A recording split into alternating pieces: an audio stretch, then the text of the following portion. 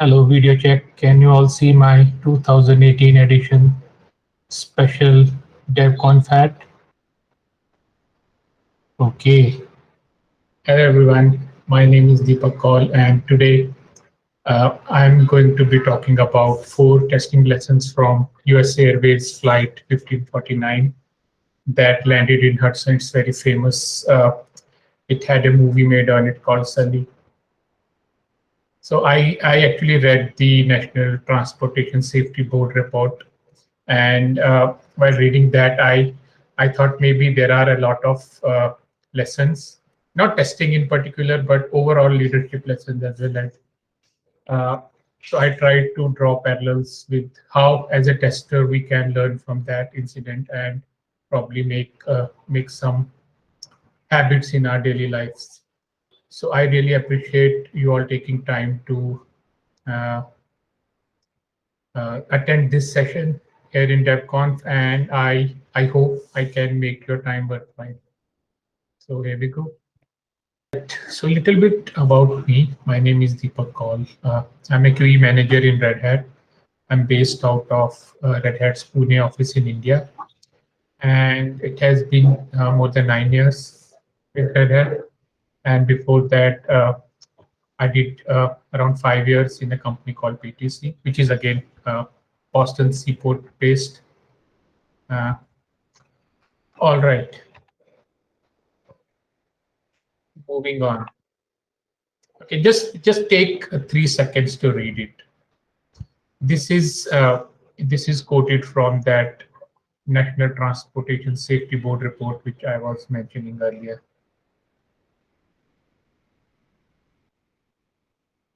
So just the shuddering sound, it actually gives me shudders just thinking about it.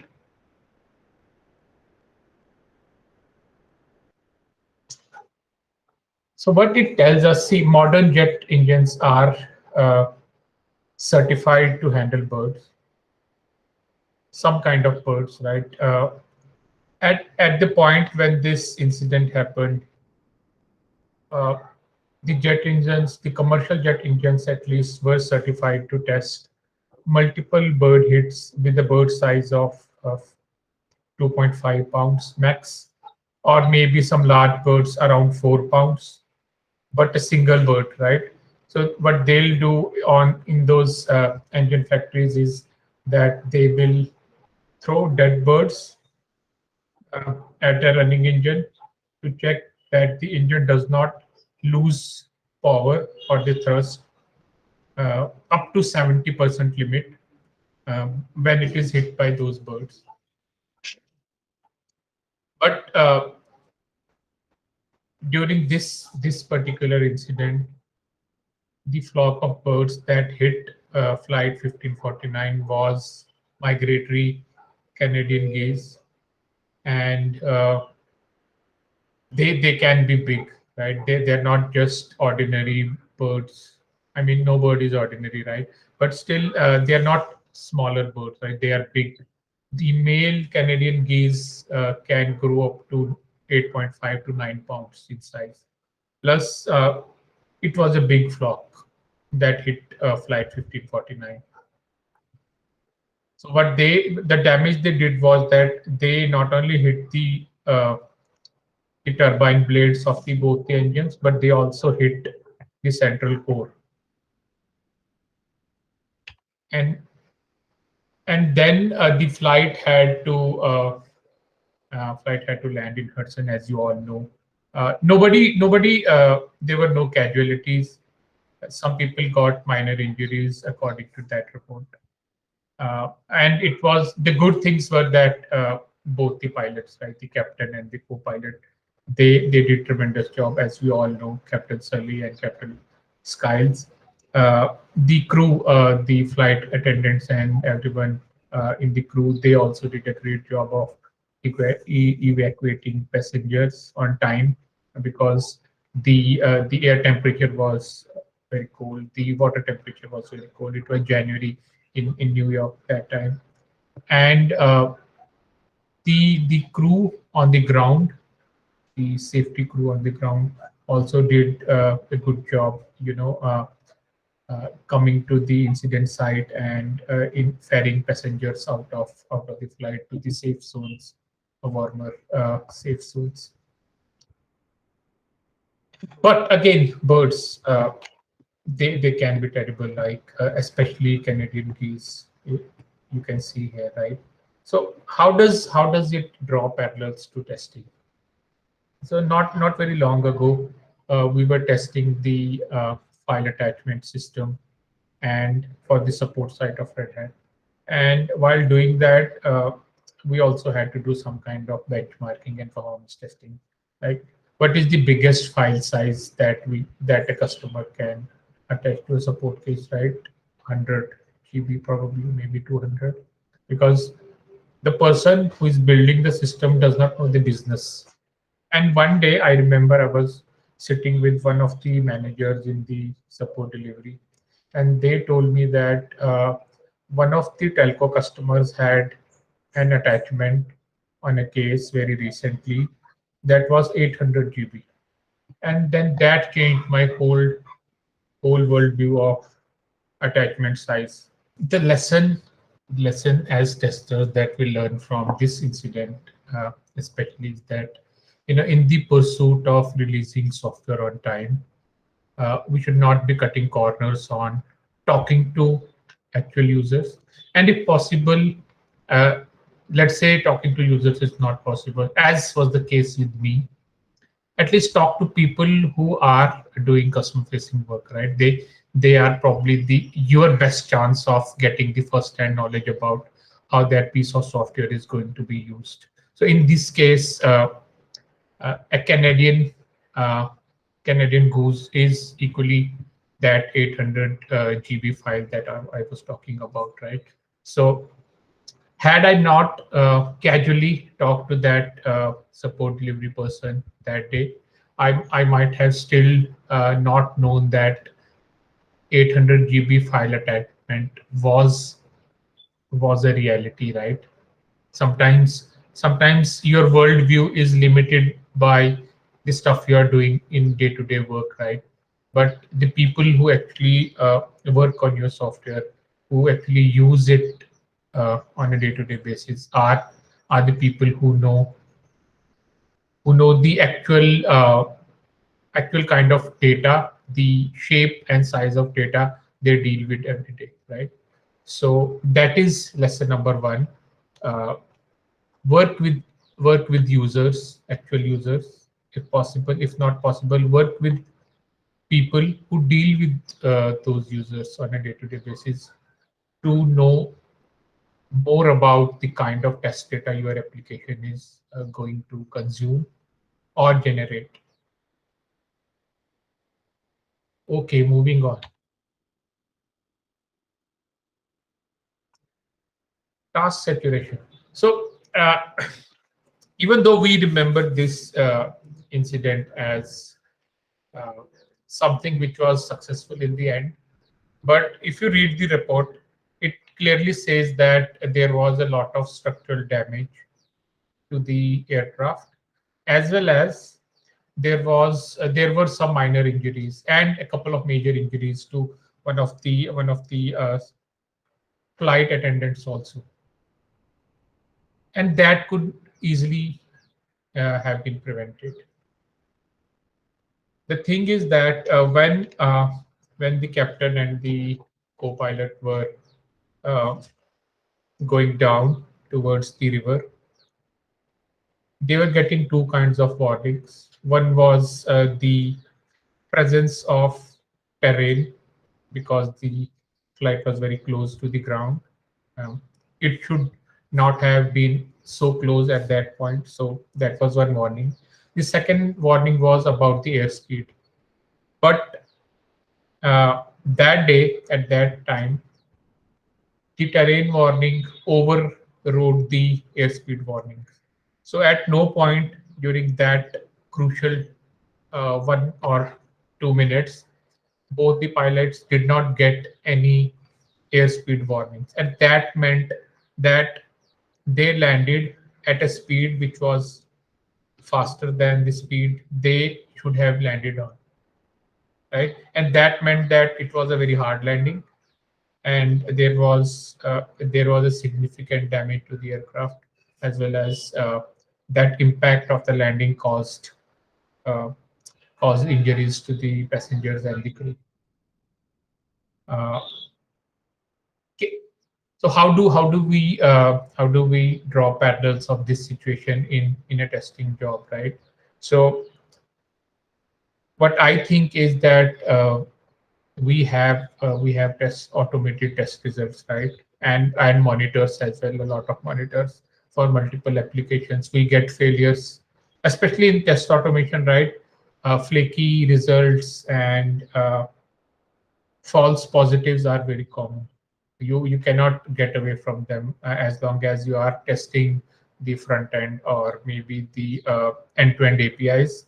False positives are a reality, right? So there are times when you have to make a decision of go or no go for a production release, and you have a ton of false positives or something which takes your attention away from the real problem, right? What we think normally is that multitasking is something which we all do, and as managers we put people in multiple projects at the same time, attending multiple stand-up meetings and everything to probably make sure that they are feeling challenged and everything, but at a psychological level, multitasking is a myth. Every time you multitask, you context switch between two or more tasks, you are actually losing out on your productivity by a ratio of 80% even.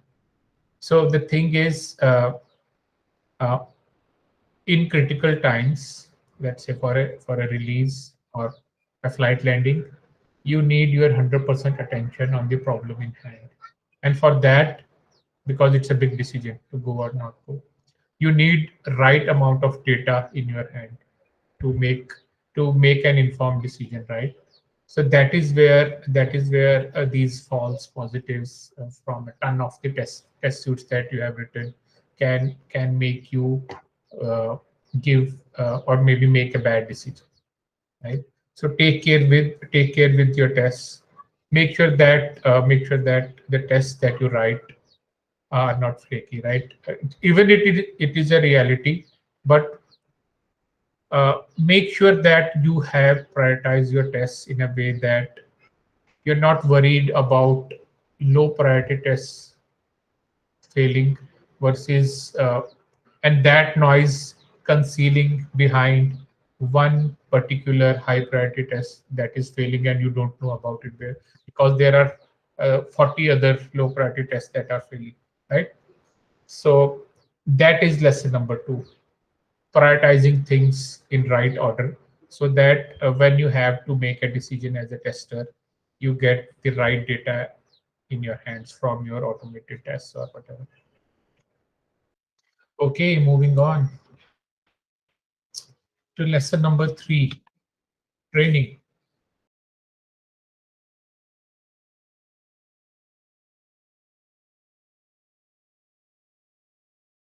So everyone in this world that I've met has a completely different view on training, right? Some people totally despise training as a boring and mundane activity. Some people like training, right? But talking about this flight, both uh, Captain Sully and Captain Skiles had uh, 40,000 years of experience flying planes between them, right? And I was watching this interview of Captain Sully, and he said that since Captain Skiles had recently done an Airbus training, he was able to, go through the checklist and all the procedural things faster than anyone else could have been at that point. And that gave Captain Sully enough time to decide and focus on where to land the plane. So there was this, complementary actions going between them because they didn't have time to talk to each other and discuss what to do now, and because it was that kind of situation. So the point I'm trying to make here is that you can call it anything, right? If you are trained well enough in your craft, right? You are well equipped to take those informed decisions in a moment of unforeseen circumstance. That's the point. You cannot always train for unforeseen circumstances because they are by definition unforeseen, right? Even both the captains in this flight were not trained to do water landing.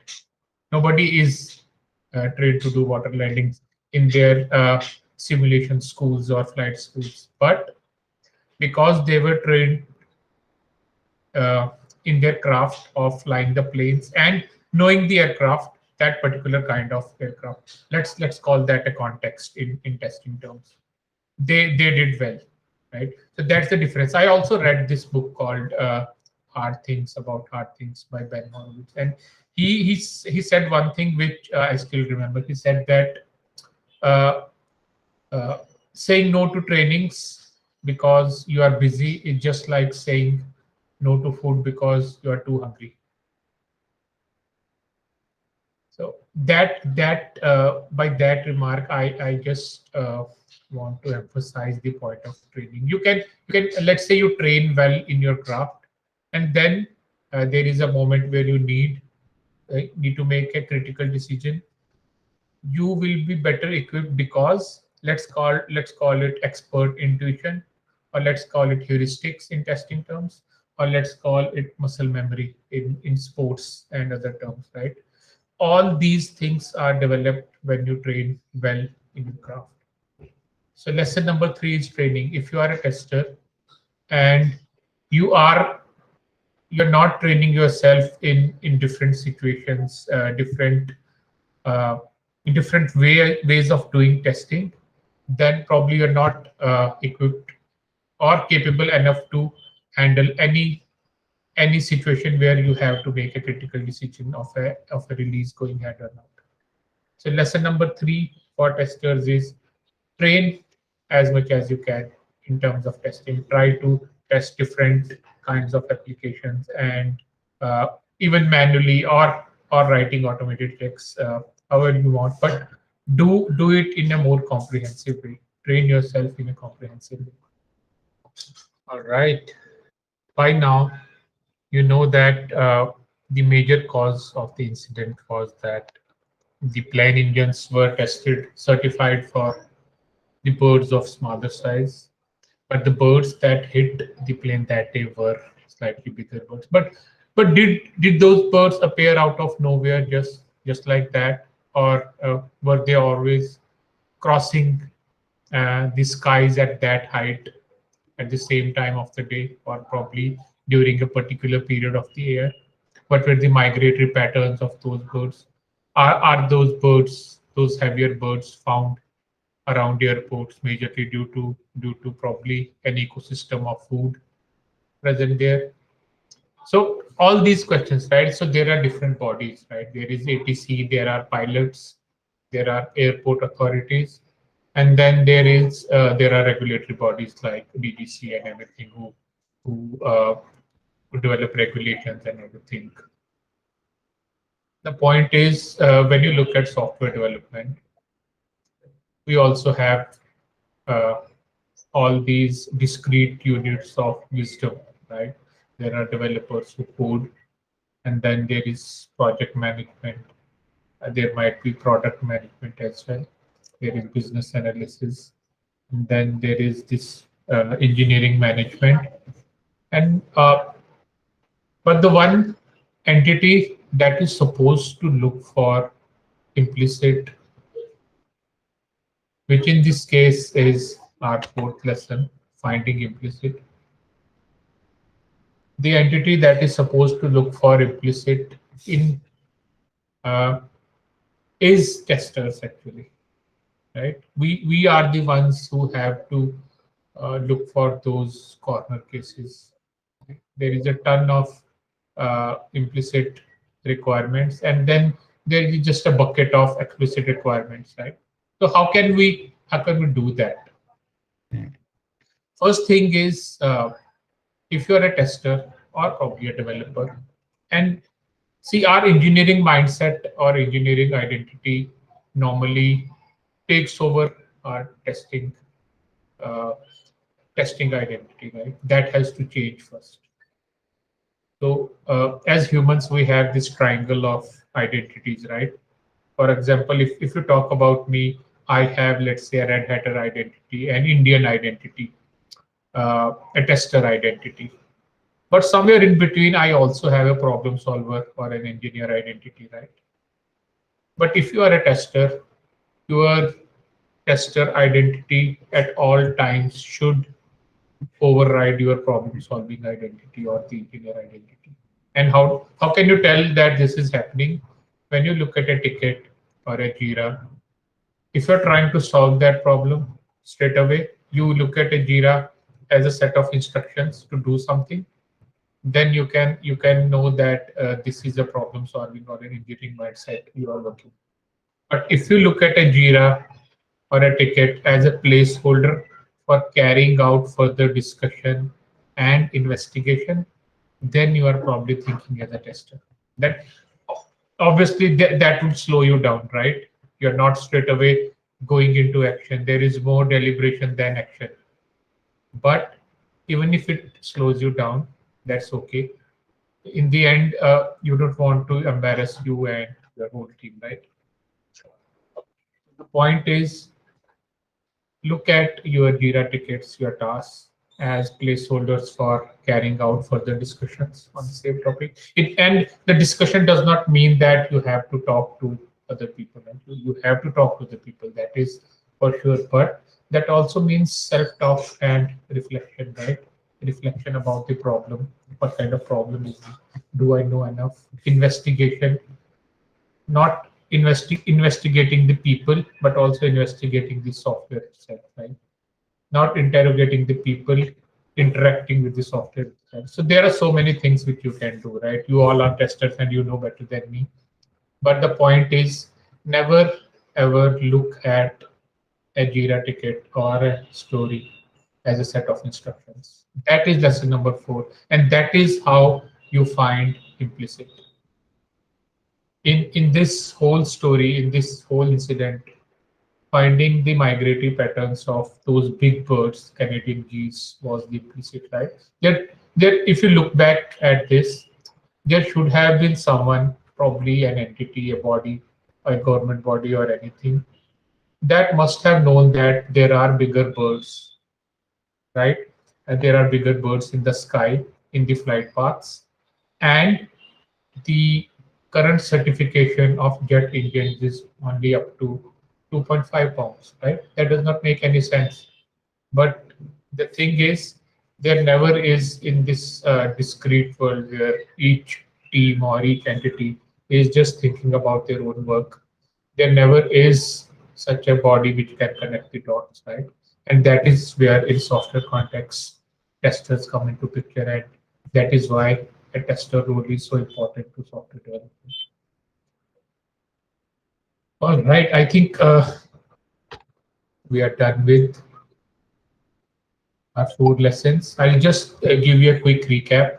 The first lesson was, think about, whenever you are testing, think about what kind of test data or what kind of data, let's not call it test data, what kind of data your application is going to consume and what kind of data is your application going to generate.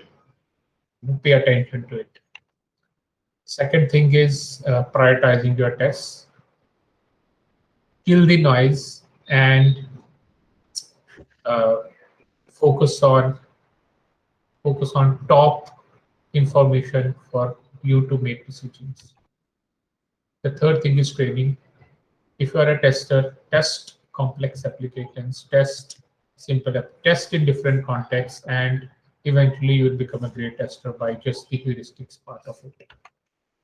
And the fourth one is shunning your problem solving mindset and getting your tester mindset take precedence when you're looking at a problem. Okay, now questions.